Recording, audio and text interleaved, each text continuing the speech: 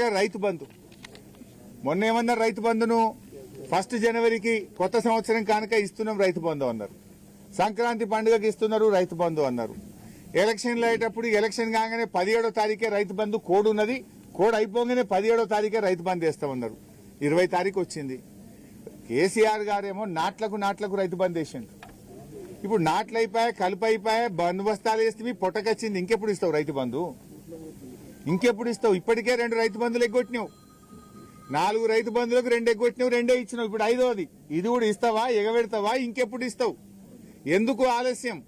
కరోనాలో కూడా కేసీఆర్ గారు రైతు బంధు ఆపలే. నువ్వు ఎందుకు ఆపుతున్నావు?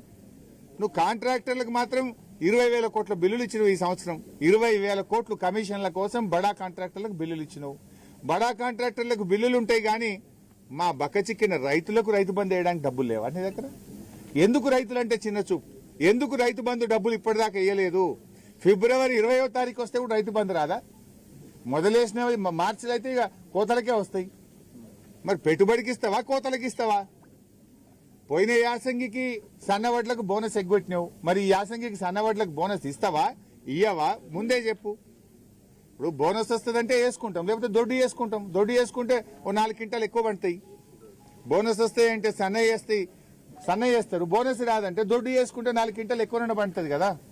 నువ్వు పోయిన యాసంగికి బోనస్ ఎగ్గొట్టినావు. మరి ఈ యాసంగికి బోనస్ ఉంటుందా ఉండదా రైతులకు స్పష్టం చేయాలని చెప్పి కూడా నేను డిమాండ్ చేస్తూ